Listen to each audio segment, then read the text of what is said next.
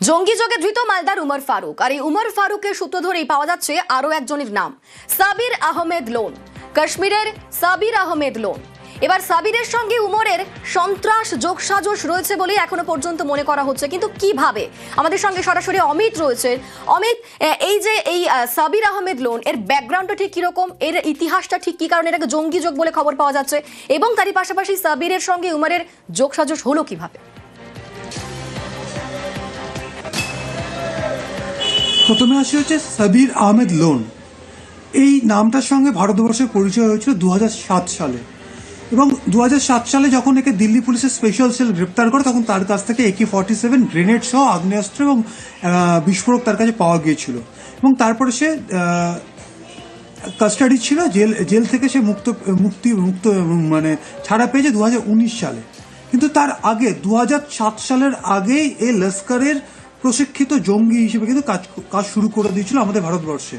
এবং যখন তাকে গ্রেপ্তার করা হয়েছিল সেই সময় সে কিন্তু আত্মঘাতী হামলা চালানোর উদ্দেশ্য নিয়েই এই সমস্ত গ্রেনেড, লস্কর, AK-47 এই সমস্ত নিয়ে সে বেরিয়েছিলেন।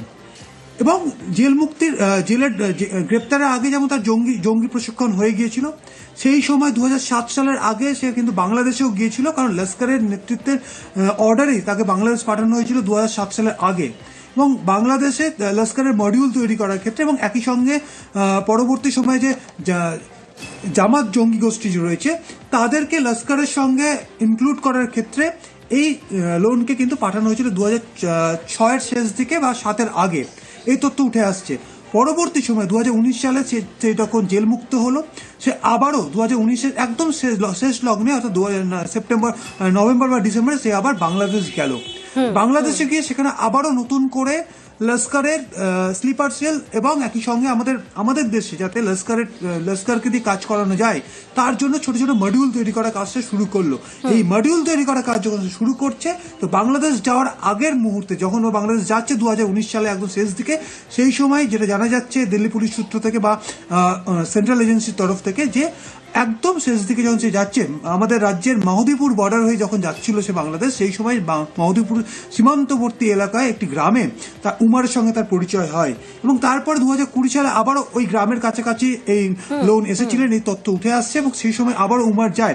এরপরে উমারের ব্রেন ওয়াশ শুরু করা হয় এবং উমারকে দিয়ে মডিউল তৈরি করার কাজ শুরু করে। গত বছর উমার কিন্তু বাংলাদেশে গিয়েছিলেন, এই তথ্য উঠে আসছে। এবং সেখানে যাওয়ার পর আমাদের দেশে কিভাবে সন্ত্রাসবাদী কার্যকলাপ করা যায় বা হামলা চালানো যায় তার পরিকল্পনা কিন্তু ছকা হয়েছিল, এবং পরিকল্পনা করেছিলেন হচ্ছে এই সাব্বির। এবং সেটা এক্সিকিউট করার জন্য এই মডিউল, অর্থাৎ যে 8 জন সদস্যের যে মডিউল গ্রেপ্তার হয়েছে, উমারের মডিউল, তাদেরকে কিন্তু কাজে লাগানো হয়েছিল। এই তথ্য উঠে আসছে। বেশ, ধন্যবাদ অমিত।